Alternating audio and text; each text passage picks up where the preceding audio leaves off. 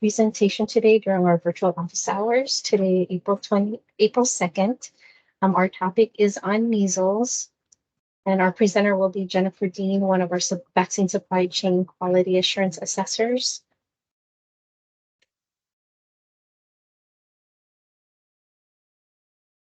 So if you have any questions during today's webinar, please use the chat to ask your questions so the Hawaii VFC program subject matter experts can respond directly.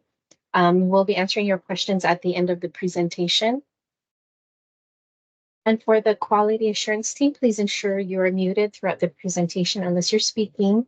Please monitor the chat for questions, and attendees, please enter all questions into the chat as these will be answered at the end of the presentation. Today's session is being recorded. Slides and webinar recordings will be uploaded to the link provided. And to be added to the Hawaii VFC program email list, please email your request to hawaiivfc@doh.hawaii.gov. In the subject line of the email, please write email list. So now I'm turning it over to our presenter, Jennifer. Good morning. So for the objectives, by the end of this presentation, attendees should be familiar with the symptoms of measles, be familiar with how measles is transmitted, know when to get vaccinated for measles, and also how to report measles. Next slide.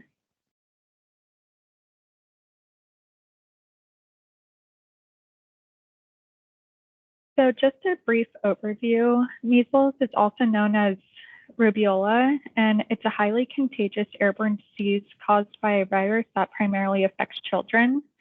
And according to the World Health Organization, the estimated number of deaths caused by measles was 136,000 globally, the majority being children. And I've attached a link to the World Health Organization website with additional information regarding measles.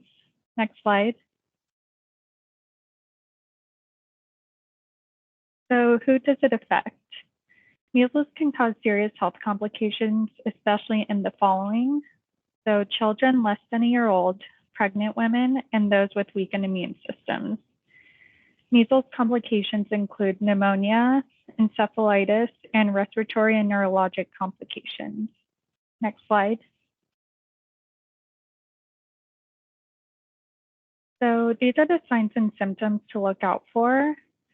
So symptoms generally begin to appear within 7 to 14 days after the initial infection. So high fever, which is usually around 104 degrees Fahrenheit, cough, coryza or runny nose, conjunctivitis, so red, watery, itchy eyes. And then 2 to 3 days after symptoms begin, Koplik spots can appear, which are tiny white spots in the inside of the mouth. 3 to 5 days after symptoms begin, a red rash will appear, and this will look like small raised bumps on top of flat red spots. Spots may be joined together and spread to the rest of the body, and fever may spike to above 104 degrees Fahrenheit. Please note that if you are traveling internationally, it is recommended that you watch for any of these measles symptoms for at least 3 weeks following the date of your return. Next slide. Regarding transmission of measles, so measles, again, is a highly infectious disease and is considered to be one of the most contagious diseases.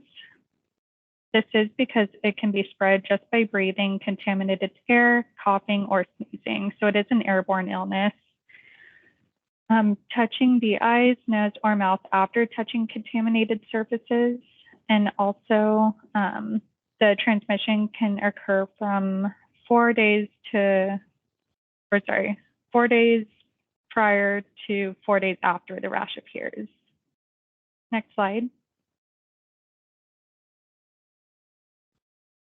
Next, we'll go over the vaccines.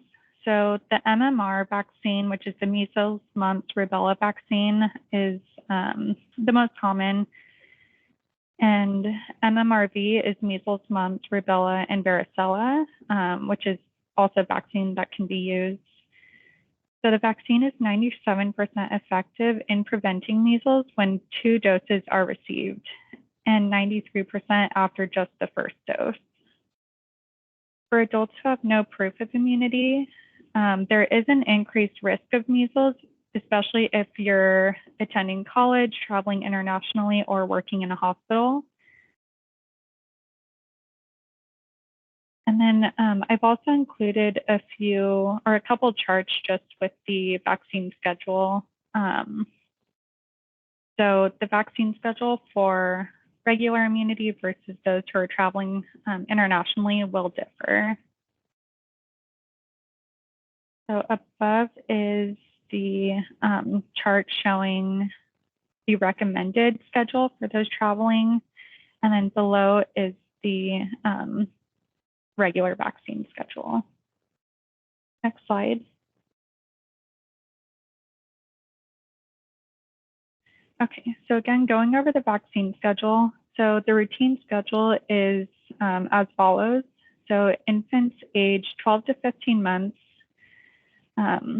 would be the first dose of MMR, and then children ages 4 to 6 years would receive the second dose. Special situations, so international travel would be as follows. So infants ages 6 to 11 months would receive their first dose, and then children ages 12 months and older or adolescents with no proof of prior immunity would receive 2 doses of MMR. I've also included a link to the immunization schedule below. Next slide. So the timing of administration does matter when it comes to live vaccines. So 2 live vaccines must be administered either on the same day or separated by at least 4 weeks. If spacing is not correct, the vaccine dose can be deemed invalid and the dose may need to be repeated. And then again, for more information regarding specifics about this, you can visit immunize.org via the link here at the bottom. Next slide. So proof of immunity would include just a general proof of measles vaccinations indicating the first and second dose, lab tests showing evidence of immunity, so a positive titer, or a lab test showing you've had measles in the past. Next slide. So these statistics are the most recent, however, they do change frequently. So for the CDC, there have been 97 cases of measles since the beginning of this year as of March 28th, and include the following states. Again, this changes weekly, so the CDC will update this page every week. So this can be accessed via the link provided. And measles does affect 9 out of 10 unvaccinated individuals who come in contact with the disease. And in the state of Hawaii, routine childhood vaccination rates have decreased by almost 10%. So the number went from 95% in the years 2021 going into 2022, and then from 2022 going into 2023, it decreased and was at a rate of 86.4%, which is also lower than the national average of 93.1%. Most cases were among children and adolescents who had not yet received either the MMR or MMRV vaccine, and 94% of the cases were linked to international travel. Next slide, please.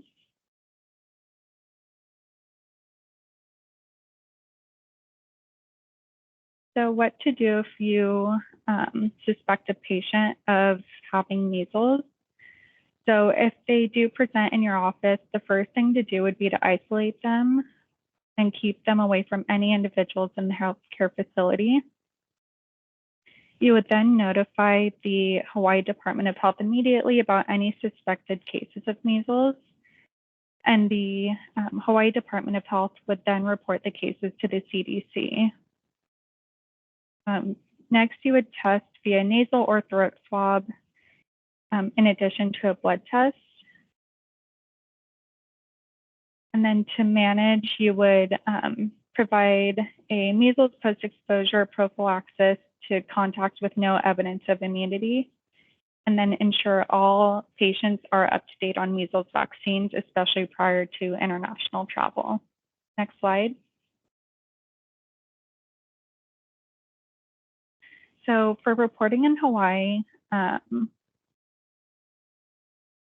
if you do have a patient that you suspect of having measles, you must consider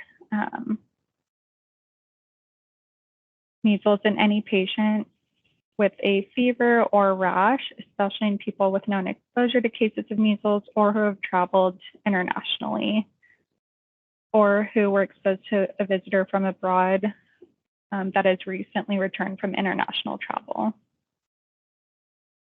Implement airborne precautions immediately for all patients with a fever or rash and isolate them and provide them with a face mask. Again, immediately report any suspected cases to the Hawaii Department of Health, and then coordinate any diagnostic testing of the person suspected of measles. Finally, you would assess their vaccine status, as previously stated, and then provide any vaccines to those who do not have proof of immunity. Next slide.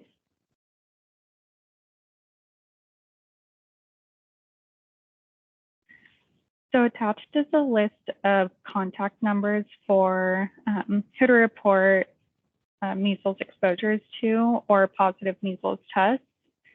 So on Oahu, we do have the direct line here, as well as additional outer island phone numbers. Next slide.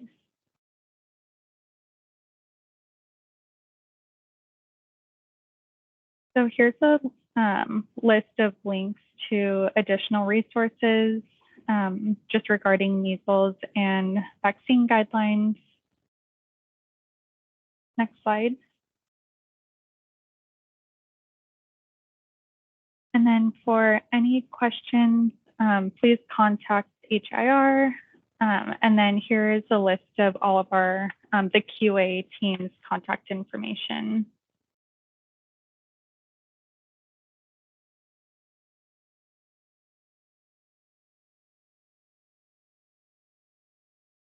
We would also appreciate if you completed our post-webinar survey using the link attached.